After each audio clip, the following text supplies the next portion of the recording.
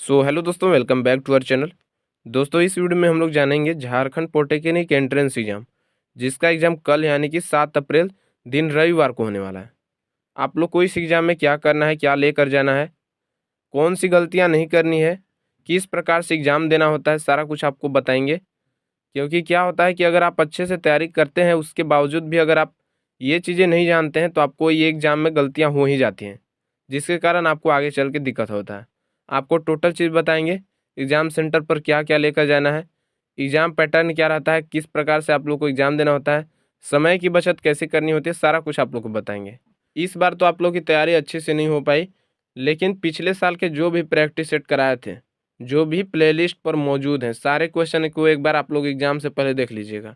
इस बार भी और पिछले साल भी जितने क्वेश्चन कराए थे, एग्जाम से पहले अगर देखे होंगे फिर भी एक बार देख लीजिएगा, आप लोग का अच्छा से क्लियर हो जाएगा।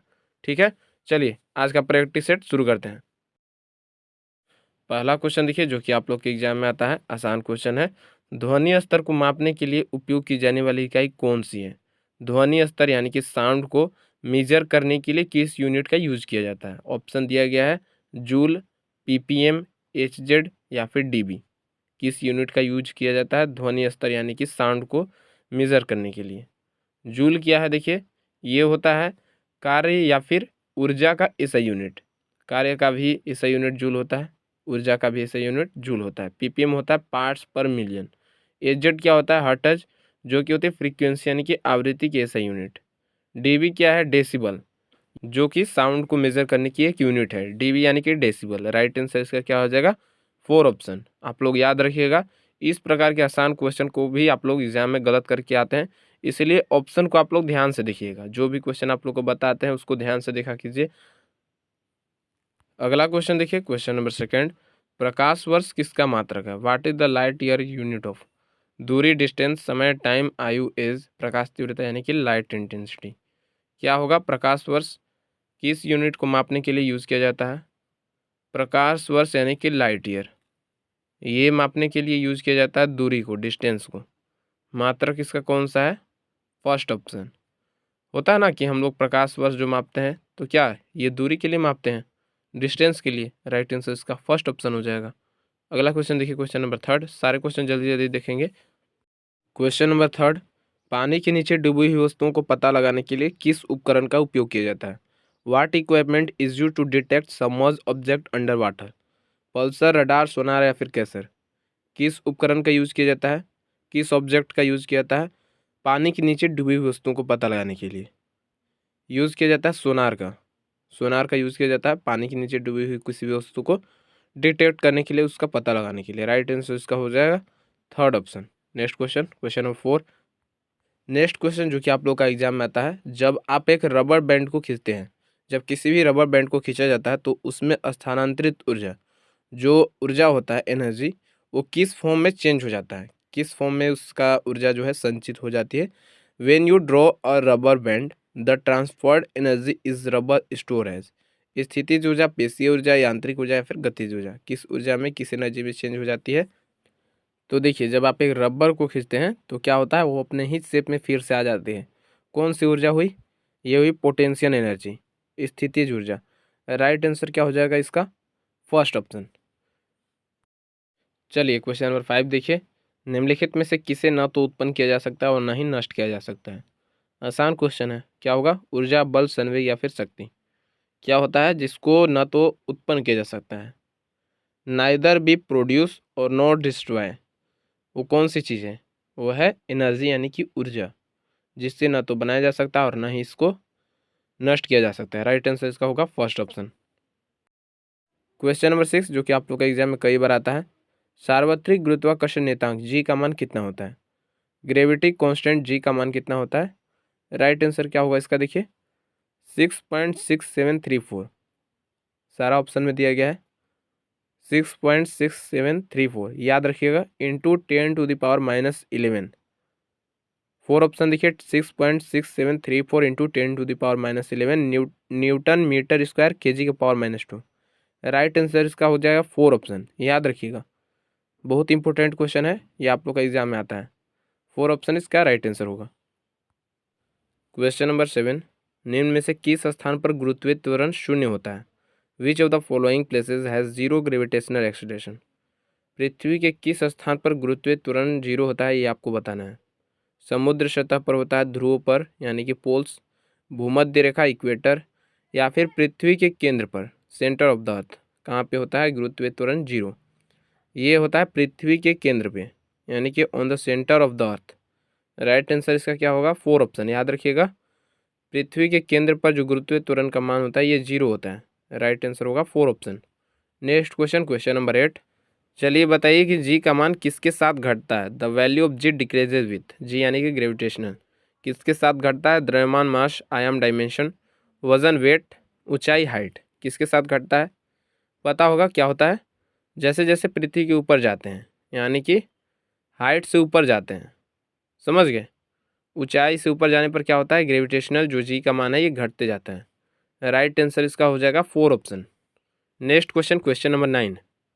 चलिए बताइए, फ्यूज तार किस मिश्र धातु से बनी होती है। The fuse wire is made of which alloy, किस चीज़ से बनी होती है। टीन और लेड से, टीन और तांबा, लेड और तांबा, या फिर तांबा और चांदी। किस अलॉय से बनी होती है जो फ्यूज वायर यूज़ किया जाता है। फ्यूज़ का यूज़ करते हैं ना सेफ्टी पर्पज़ के लिए, इक्विपमेंट को बचाने के लिए। ये किस चीज़ से बनी होती है, ये बनी होती है टीन से और लेड से। राइट आंसर क्या हो जाएगा, टीन और लेड। फर्स्ट ऑप्शन देखिए, टीन और लेड इसका राइट आंसर हो जाएगा। टीन और लेड से बनी होती है फ्यूज़ जो वायर यूज़ किया जाता है। Right answer first option. Next question, question number 10। चलिए क्वेश्चन नंबर 10 क्या है, हमारे घर में विद्युत उपकरण जो होते हैं ये किस क्रम में जुड़े होते हैं। Electric appliances in our house are connected, किस क्रम में कनेक्टेड होते हैं। जो हमारे घर में जितने भी चीज़ें हम यूज़ करते हैं ये किस क्रम में कनेक्टेड होते हैं, किस क्रम में जुड़े होते हैं। एक होता है श्रेणी क्रम, एक होता है समांतर क्रम। सीरीज वाइज जुड़े होते हैं या फिर पैरेलल। इतना आप लोगों को बस पता होना चाहिए कि जो हमारे घर में जितने भी अप्लायंसेज हैं, इलेक्ट्रिक अप्लायंसेज, ये हमेशा सीरीज में नहीं पैरेलल जुड़े होते हैं। राइट आंसर होगा इसका 4 ऑप्शन देखिए, स्रोत के साथ समानांतर क्रम में। हिंदी मीडियम वाले ध्यान दीजिएगा, समानांतर क्रम में जुड़े होते हैं जितने भी इलेक्ट्रिक अप्लायंसेज के जितने भी चीज़ें यूज़ करते हैं हम घरों में, ये हमेशा पैरेलल जुड़े होते हैं। इतना आप लोग याद रखिएगा, बाकी ऑप्शन आप लोग छोड़ दीजिए। याद रखिएगा जितने भी चीज़ें हम लोग यूज़ करते हैं ये हमेशा पैरेलल में जुड़ी होती है। ठीक है, 4 option right answer. Next question देखिए। चलिए क्वेश्चन नंबर 11 देखिए, निम्नलिखित में से किसका आयतन तो निश्चित है लेकिन आकार निश्चित नहीं है। कौन सी चीज़ें हैं जिसका तो वॉल्यूम फिक्स है लेकिन साइज उसका फिक्स नहीं है। पुस्तक यानी कि बुक, जल वाष्प क्या होता है, वाटर का वेपर, ऑक्सीजन, या फिर नींबू का रस। कौन सा चीज़ें हैं जिसका तो आयतन तो निश्चित है लेकिन आकार उसका निश्चित नहीं है। ये क्या चीज़ होता है, ये होता है लिक्विड। कोई भी चीज़ जैसे वाटर हो गया, पानी हो गया, ये क्या होता है, किसी भी चीज़ में बोतल में मान लीजिए डाल दिए तो उसका शेप आ जाएगा, बड़े चीज़ में डाल दिए तो उसका शेप आ जाएगा। तो इसका जो आकार है ये निश्चित नहीं है, जो उसका साइज होता है ये कोई निश्चित नहीं होता है। ये जैसा इसको आकार देना चाहे वैसा आकार इसका आ जाता है, लेकिन आयतन जो होता है वॉल्यूम ये तो फिक्स होता है। तो ये कोई भी लिक्विड हो जाएगा। ऑप्शन में दिया है नींबू का रस, तो नींबू का रस हो जाएगा। राइट आंसर हो जाएगा इसका 4 ऑप्शन। ऑप्शन भी आप लोग को इसी टाइप से एग्जाम में देगा। ठीक है, सारा क्वेश्चन को हम 2 से 3 बार रिपीट कर रहे हैं ताकि आप लोग को अच्छे से याद हो जाए। Next question, question number 12। समुद्र के जल का दबाव कहाँ पर अधिक होता है, सबसे ज़्यादा प्रेशर कहाँ पे होता है। Where is the pressure of sea water high. सतह से 20 मीटर नीचे, सतह क्या होता है, जो सरफेस होता है समुद्र का, जो ऊपर का सरफेस होगा उससे 20 मीटर नीचे, सतह से 30 मीटर नीचे, सतह से 40 मीटर नीचे, या फिर सतह से 5.0 मीटर नीचे। यहाँ पे जो होगा समुद्र के जल का दाब सबसे ज़्यादा होगा। राइट आंसर क्या हो जाएगा, आप लोग को बताए हैं कि जैसे जैसे पानी के नीचे जाते हैं, लिक्विड जो होता है उसके नीचे जाने पर क्या होता है, प्रेशर बढ़ते जाता है। तो जैसे जैसे नीचे जाएंगे प्रेशर बढ़ेगा, तो 20 से 30, 30 से 40 हो जा रहा है, तो यहाँ पर क्या हो जाएगा, 5 मीटर तो होगा नहीं, तो सबसे ज़्यादा हो जाएगा सतह से 40 मीटर नीचे। राइट आंसर होगा इसका 3rd ऑप्शन। जल्दबाजी में क्या करेंगे, 5.0 मीटर भी कितना कर देंगे, गलत हो जाएगा। ठीक है, इस टाइप से आप लोग को ऑप्शन को ध्यान से देख कर ही ऑप्शन को टिक लगाना है। Right answer 3rd option. Next question, question number 13। निम्नलिखित में से कौन ऊष्मा का सुचालक है, good conductor of heat. Iodine, पारा, क्लोरीन, ब्रोमीन। कौन सा चीज़ है जो ऊष्मा का सुचालक है। आयोडीन नहीं होगा, ये होगा पारा, Hg मरकरी। राइट आंसर क्या होगा, 2nd ऑप्शन। अगला क्वेश्चन, क्वेश्चन नंबर 14। एक्सरे के बहुत अधिक संपर्क में आने से कौन सा रोग हो जाता है। एक्सरे होता है जो कि टूटी फूटी हड्डियों को पता लगाने के काम आता है, मशीन जो होता है। ये किस रोग हो जाता है अगर जब इसके बहुत अधिक संपर्क में आते हैं? तो ये होता है कैंसर रोग। राइट आंसर होगा इसका first option. Next question, question number 15। ध्वनि की चाल किसमें अधिकतम होती है? What is the maximum speed of sound? निर्वात यानी कि वैक्यूम, गैस, लिक्विड, सॉलिड। सबसे ज़्यादा स्पीड होती है साउंड की, ये होती है सॉलिड में, ठोस में। राइट आंसर होगा इसका 4 ऑप्शन। सबसे कम कहाँ होता है? सबसे ज़्यादा होता है ठोस में, उसके बाद द्रव लिक्विड में, उसके बाद गैस, और लास्ट में निर्वात जहाँ पर कुछ नहीं होता है, जीरो होता है साउंड की स्पीड। यहाँ पर प्रकाश की जो स्पीड होते हैं सबसे ज़्यादा होते हैं वैक्यूम यानी निर्वात में, 3 × 10⁸ मीटर पर सेकेंड। याद रखिएगा, ठीक है। इसका राइट आंसर क्या हो जाएगा? 4 option. Next question, question number 16। Proton के पास कौन सा आवेश होता है? प्रोटॉन के पास कौन सा चार्ज होता है? माइनस निगेटिव होता है या फिर पॉजिटिव? कौन सा चार्ज होता है? इलेक्ट्रॉन के पास होता है निगेटिव, प्रोटॉन के पास होता है पॉजिटिव। राइट आंसर इसका क्या होगा? Third option. Question number 17। प्राकृतिक गैस में मुख्य रूप से क्या चीज़ पाया जाता है? जो नेचुरल गैस यूज करते हैं हम लोग घरों पे, उसमें सबसे ज़्यादा क्या चीज़ पाया जाता है? प्रोपेन, इथेन, ब्यूटेन या फिर मीथेन? मुख्य रूप से जो मेन चीज़ें हैं वो कौन सी चीज़ें हैं? क्या होता है? जो नेचुरल गैस होता है इसमें सबसे ज़्यादा पाया जाता है मीथेन। राइट आंसर हो जाएगा इसका 4 ऑप्शन, ठीक है। Next question, question number 18। चलिए क्वेश्चन नंबर 18 क्या है? किस गैस का यूज़ किया जाता है गैस वेल्डिंग के लिए? इथेन, मीथेन, हीलियम या फिर एसिटिलीन? जो गैस वेल्डिंग होता है उसमें किस गैस का यूज़ किया जाता है? Gas is used for gas welding, ये किया जाता है एसिटिलीन गैस का। राइट आंसर हो जाएगा इसका 4 ऑप्शन, याद रखिएगा। Next question, question number 19। Einstein के सापेक्षता का सिद्धांत ये किस रूप में दिया गया था? Einstein gave the theory of relativity as E = mc²। यहीं पे आंसर मिल गया। कौन नहीं जानता E = mc²? First option right answer. Einstein का सापेक्षता सिद्धांत का जो फॉर्मूला दिया था E = mc², ठीक है। नेक्स्ट क्वेश्चन, क्वेश्चन नंबर 20 देखिए। क्वेश्चन नंबर 20 है, सूर्य के चारों ओर किसी ग्रह के पथ को किस नाम से जाना जाता है? ब्रह्मांडीय राजमार्ग, मार्ग, कक्षा या फिर आकाशगंगा? पता होगा, जो सूर्य के चारों ओर ग्रह हैं जो चक्कर लगा रहे हैं उसको कक्षा के नाम से जाना जाता है। राइट आंसर इसका हो जाएगा थर्ड ऑप्शन। अब आपको जो भी चीज़ें बताने वाले हैं उसको ध्यान से सुनिएगा। ये है बुकलेट, प्रीवियस ईयर का बुकलेट है। इसी प्रकार का आप लोग को बुकलेट आप लोग को एग्ज़ाम सेंटर पर जब आप लोग एग्ज़ाम देने जाइएगा, जहाँ पे आप लोग को सेंटर दिया होगा, वहाँ पे आप लोग को इसी टाइप का बुकलेट आप लोग को मिलेगा। ये आप लोग को एग्ज़ाम से 15 मिनट पहले मिलेगा। सबसे पहले आप लोग को क्या करना है, आप लोग को अपना जो एडमिट कार्ड है इसको कलर में प्रिंट करवा लेना है। ये देखिए इस टाइप का आप लोग का एडमिट कार्ड होगा। यहाँ पर आप लोग देखिएगा तो आप लोग को candidate name, roll number, registration number देखने को मिलेगा। साथ ही साथ यहाँ पर आप लोग का एक फ़ोटो होगा, एग्ज़ाम टाइम और यहाँ पर डेट ऑफ एग्ज़ाम भी लिखा है। साथ ही साथ आप लोग को यहाँ पर सिग्नेचर करने के लिए कुछ बॉक्स छोड़ा गया है। ये बॉक्स आप लोग को अभी सिग्नेचर नहीं करना है। सबसे पहले आप लोग को इसको कलर में प्रिंट ले लेना है और कुछ नहीं करना है। इसमें ऊपर से जो लेमिनेटेड होता है उसको नहीं करवाना है। जो लेमिनेशन होता है ना ऊपर से प्लास्टिक का कवर, वो आप लोग को इसमें नहीं करवाना है। क्या होता है, बहुत सारे कैंडिडेट क्या करते हैं, इसको लेमिनेट करवा कर जाते हैं। यहाँ पे जो आपको बॉक्स दिख रहा है सिग्नेचर ऑफ कैंडिडेट, यहाँ पे आपको सिग्नेचर करना है। लेकिन ये तभी आप लोग को सिग्नेचर करना है जब आपके सामने वहाँ पे इन्विजिलेटर मौजूद हो। यहाँ पर साफ साफ लिखा हुआ है इन प्रेजेंस ऑफ इन्विजिलेटर। जो वहाँ के स्टाफ होंगे, टीचर्स होंगे, उन्हीं के सामने आपको सिग्नेचर करना होगा। उसके बाद ये जो आपको बॉक्स दिख रहे हैं इसमें वहाँ के जो प्रेजेंस होंगे इन्विजिलेटर, वो यहाँ पर सिग्नेचर करेंगे।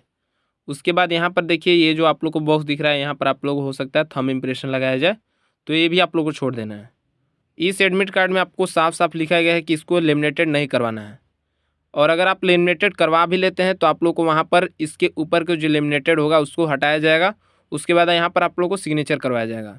इसमें हो सकता है कि आपका एडमिट कार्ड भी डैमेज हो जाए, तो इसकी कोई गारंटी नहीं है। तो आप लोग को पहले क्या करना है, डायरेक्ट कलर में प्रिंट करवा कर और ये एडमिट कार्ड सिर्फ ऐसे ही सिंगल पीस में लेकर जाना है, ठीक है। अब आपको एग्ज़ाम सेंटर पे एक कलर प्रिंट आउट में एडमिट कार्ड और एक बॉल पेन, जो कि मोटे नींव वाला होना चाहिए, जो कि OMR में आप लोग को आसानी से भरा जा सके, वो आपको एग्ज़ाम सेंटर पर लेकर जाना है, ठीक है। हो सकता है तो आप लोग 2 से 3 पेन लेकर जाएंगे। अब आप चाहें तो एक ट्रांसपेरेंट बोतल भी ले जा सकते हैं पानी पीने के लिए। हालांकि आपको वहाँ पर पानी मिलेगा, कहीं कहीं हो सकता है पानी ना मिले, तो आप एक ट्रांसपेरेंट जो कि आप लोग आर पार दिखे एक बोतल ले जा सकते हैं, ठीक है। वहाँ पर आप लोग को किसी भी प्रकार का इलेक्ट्रॉनिक सामान पे लेकर नहीं जाना है। अगर आप लेकर भी जाते हैं तो आप लोग को काउंटर पे ही वहाँ पर जमा करना होगा। ये है आप लोग का इंस्ट्रक्शन जो कि आप लोग के एडमिट कार्ड के नीचे दिया गया है। ये आप लोग अच्छे से पढ़ लीजिएगा। इसमें आप लोग को लिखा गया है कि आप लोग एग्ज़ाम से आधा घंटा पहले एग्ज़ाम सेंटर पर पहुँच जाएंगे। यहाँ पे आप लोग का एड्रेस दिख जाएगा एग्ज़ाम सिटी का, जहाँ पर आप लोग का एग्ज़ाम सेंटर होगा। ये आप अपना गूगल मैप के थ्रू भी निकाल कर देख सकते हैं। ये आप लोग का हो गया कि आप लोग को एग्ज़ाम में क्या क्या लेकर जाना है। अब आगे सुनिए कि आप लोग को एग्ज़ाम किस प्रकार से देनी है। ये आप लोग को बुकलेट मिलेगा। सबसे पहले यहाँ पर आप लोग को रोल नंबर, जब आप लोग को फिल करने के लिए बोलेंगे तो अपना रोल नंबर जो कि एडमिट कार्ड में दिया गया है वही आप लोग को यहाँ पर बॉक्स में फिल कर देना है। ये है क्वेश्चन पेपर। इसके अलावा एक आप लोग को मिलेगा OMR शीट। OMR शीट में आप लोग को इसका आंसर उसमें भरना होगा। यहाँ पर आप लोग को देखिए ब्लू कलर में अगर आप लोग को दिख रहा होगा सील, इसको आप लोग को तभी हटाना है जब आप लोग को वहाँ पर टीचर्स जो होंगे, स्टाफ होंगे, वो आप लोग को बोलेंगे हटाने के लिए, तभी आप लोग को हटाना है। पहले आप लोग को नहीं हटाना है, ठीक है। इसके बाद आप लोग को हटाने के बाद आप लोग को आगे का एग्ज़ाम देने के लिए चालू करना है। सील को हटाने के लिए ज़्यादा कुछ नहीं करना है, पेन लगाइएगा, आसानी से हट जाएगा।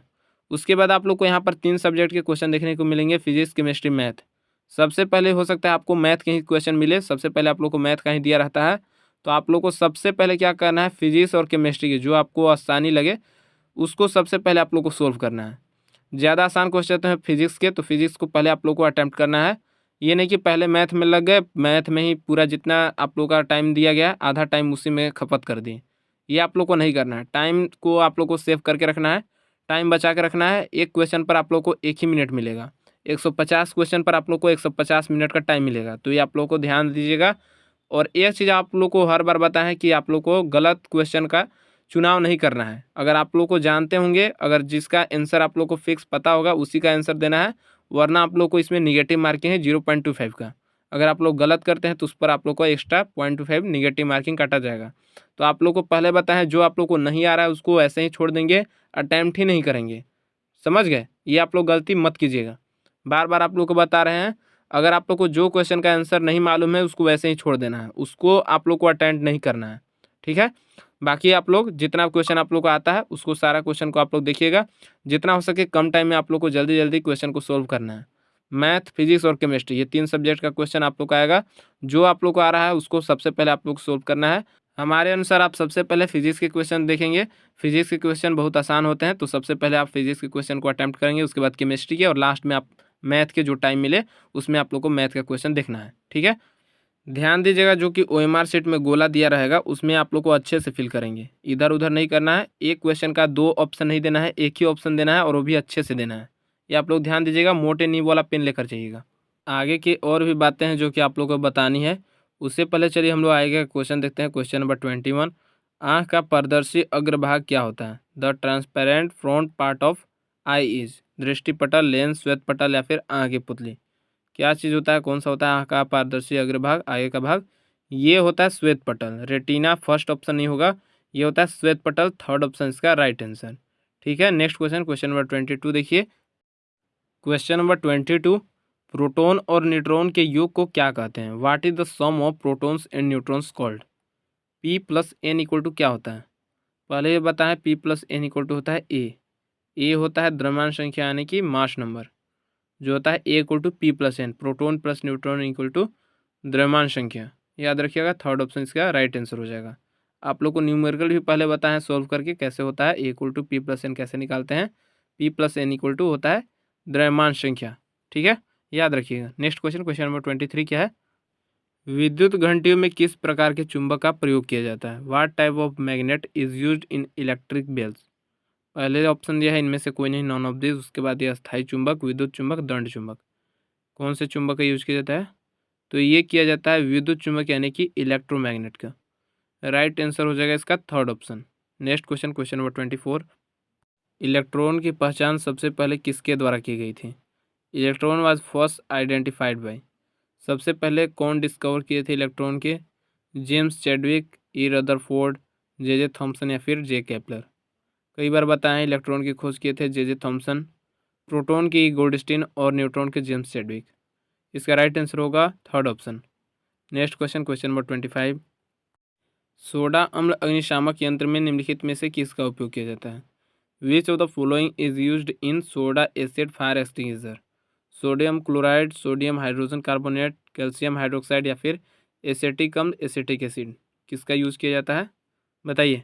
इस बार किसी का भी तैयारी ठीक ढंग से नहीं हो पाया। आप लोग कमेंट में बताइएगा कितना क्वेश्चन सही कर पा रहे थे। लास्ट प्रैक्टिस सेट में आपने कितने प्रश्नों को सही किया था। राइट आंसर इसका हो जाएगा second option, sodium hydrogen carbonate, जो कि सोडा अम्ल अग्निशामक यंत्र में यूज किया जाता है। Next question, question number 26। खट्टे दूध में कौन सा अम्ल उपस्थित होता है या फिर खट्टे फलों में कौन सा एसिड होता है। Which acid is present in sour milk. Citric acid, acetic acid, glycolic acid या फिर लैक्टिक एसिड। पहले भी बताए हैं, जो कि खट्टे फल होते हैं उसमें कौन सा एसिड पाया जाता है, ये होता है लैक्टिक एसिड, लैक्टिक अम्ल। 4 ऑप्शन देखिए, इसी प्रकार का क्वेश्चन आप लोग का एग्जाम में आएगा। राइट आंसर लगा देना है 4 option. Next question, question number 27। एक उपग्रह की कक्षीय गति पृथ्वी की सतह के बहुत निकट घूमती है। सैटेलाइट जो है ये पृथ्वी के बहुत नज़दीक घूमती है, इसका क्या फॉर्मूला होता है निकालने का। ये होता है U = √GR। यहाँ पर देखिए थर्ड ऑप्शन, अगर ये क्वेश्चन आए तो आप लोग को लगा देना है। थर्ड ऑप्शन राइट आंसर इसका होगा। क्वेश्चन नंबर 28, जो कि आप लोग के एग्जाम में बहुत बार क्वेश्चन आया है, विटामिन B7 का रासायनिक नाम। विटामिन B7 का केमिकल नेम क्या होता है, केमिस्ट्री में बहुत बार आया हुआ क्वेश्चन है। वैसे आप जितने भी विटामिन के जितने भी रासायनिक नाम है उसको अच्छे से देख लीजिएगा, याद कर लीजिएगा एग्जाम से पहले। आप लोग जितने भी है vitamin B1, vitamin B2, vitamin A, B, C, सारे जितने भी उसका रासायनिक केमिकल नेम जो है उसको एक बार देख लीजिएगा। और आप लोग को लाइट चैप्टर से जो कि आप लोग को बोले थे प्रीवियस ईयर में एक बार कराए हुए हैं, वो एक बार आप लोग प्लेलिस्ट पर जाइए, उसको एक बार अच्छे से देखिए। वो यहाँ से आप लोग को 3 से 4 क्वेश्चन आएंगे, जरूर देखिए जाकर। देखिए इसका राइट आंसर क्या होगा, विटामिन B7 का जो केमिकल नेम है ये है बायोटीन। 4 ऑप्शन इसका राइट आंसर हो जाएगा। नेक्स्ट क्वेश्चन, क्वेश्चन नंबर 29 देखिए। क्वेश्चन नंबर 29 है, द्विध्रुव आघूर्ण की इकाई क्या होती है। What is the unit of dipole moment. क्या होती है द्विध्रुव आघूर्ण की। द्विध्रुव आघूर्ण इसका जो होता है P = होता है Q × 2L। Q होता है कुलोम, 2L यानी कि क्या हो जाएगा मीटर, L लंबाई का क्या हो जाएगा मीटर हो जाएगा, तो कुलोम और मीटर। इसका राइट आंसर क्या हो जाएगा, सेकेंड ऑप्शन कुलोम और मीटर। ठीक है, समझ गए होंगे। अगला क्वेश्चन देखिए, क्वेश्चन नंबर 30, ये भी इंपॉर्टेंट क्वेश्चन है। विद्युतशीलता की एसआई इकाई क्या होती है। SI unit of electroporation. Option देखिए यहाँ पर, देखिए third option C⁻², M⁻², N⁻²। याद रखिएगा बस, ये अगर आप लोग को कल एग्जाम में आ जाए तो आप लोग को टिक लगा देना है, C⁻², M⁻², N⁻²। Right answer क्या होगा इसका, थर्ड ऑप्शन। याद रखिएगा, इंपॉर्टेंट क्वेश्चन है। क्वेश्चन नंबर 31, रदरफोर्ड के अल्फा कण प्रकीर्णन प्रयोग से निम्नलिखित में से किसकी खोज की गई है। प्रोटॉन, परमाणु में नाभिक, इलेक्ट्रॉन या फिर परमाणु भार। रदरफोर्ड जो खोज किए थे, किस चीज़ की खोज किए थे, तो ये खोज किए थे परमाणु में नाभिक की, जो न्यूक्लियस होते हैं एटम्स में। राइट आंसर होगा second option. Next question, question number 32 देखिए।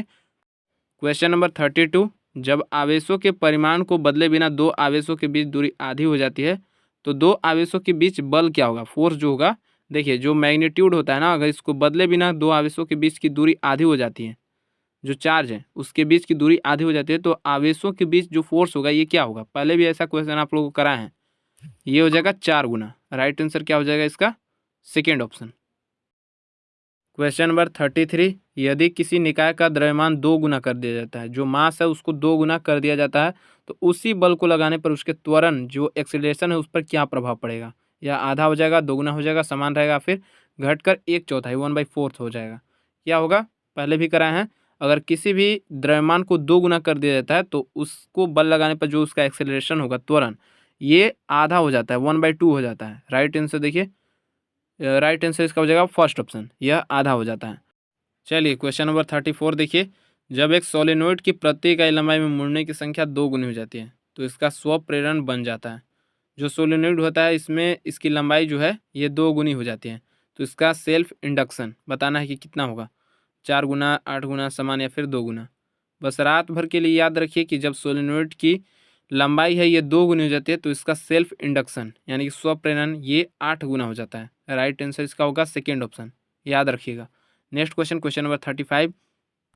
चलिए ये क्वेश्चन देखिए, यदि तार के प्रतिरोध R को उसकी लंबाई के 2 गुना खींचा जाता है तो नया प्रतिरोध क्या होगा, जो नया रेजिस्टेंस होगा ये तार का क्या होगा। देखिए जब कोई तार है इसकी लंबाई को 2 गुना कर देते हैं तो नया जो रेजिस्टेंस होगा, जो तार में रुकावट उत्पन्न होती है प्रतिरोध, वो कितनी गुनी बढ़ जाएगी। ये आप लोग का 12th में ही था, आप लोगों को पता हुआ जो 12th वाले कैंडिडेट हैं।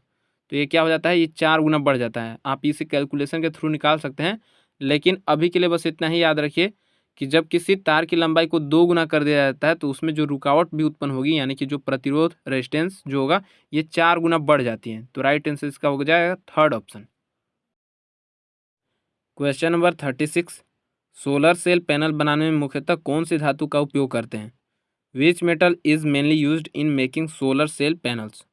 एजी चांदी, एचजी मरकरी, पीबी सीसा, लेड या फिर एसेंटीन, कौन सी धातु का यूज करते हैं, किस मेटल का? तो ये करते हैं चांदी का। एजी जो है यहाँ पर देखिए सिल्वर फर्स्ट ऑप्शन इसका राइट आंसर हो जाएगा। अगर क्वेश्चन में आ जाए कि सोलर सेल बनाने के लिए किस धातु का यूज करते हैं, तो राइट आंसर हो जाएगा सिलिकॉन। ठीक है, याद रखिएगा। नेक्स्ट क्वेश्चन देखिए, question number 37। Question number 37, nitric अम्ल का फॉर्मूला क्या होता है? नाइट्रिक एसिड फॉर्मूला इज, बताइए, इजी क्वेश्चन है। नाइट्रिक अम्ल का फॉर्मूला होता है HNO3। फर्स्ट ऑप्शन जो है इसका राइट आंसर हो जाएगा। आगे के और 2 क्वेश्चन है देखिए। क्वेश्चन नंबर 38, श्वेत प्रकाश का उसके अवयवी वर्णों में विभाजन क्या कहलाता है?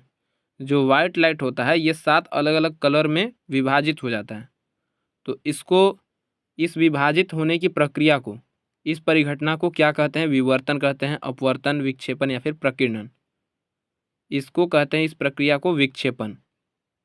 राइट आंसर होगा इसका थर्ड ऑप्शन। क्वेश्चन नंबर 39, आधुनिक आवर्त सारणी में कुल कितने तत्व हैं, कितने एलिमेंट हैं, बताइए। How many elements are there in the modern periodic table? Modern periodic table में कुल कितने एलिमेंट्स हैं? 108, 118, 102 या फिर 106? आसान क्वेश्चन है। राइट आंसर इसका हो जाएगा सेकेंड ऑप्शन 118। टोटल 118 एलिमेंट्स हैं, याद रखिएगा। लास्ट क्वेश्चन चलिए देखते हैं, क्वेश्चन नंबर 40। इस वीडियो का लास्ट क्वेश्चन, क्वेश्चन नंबर 40, अष्टक का नियम किस वैज्ञानिक ने दिया? मेंडलीफ, न्यूलैंड्स, डॉल्टन या फिर डोबेराइनर?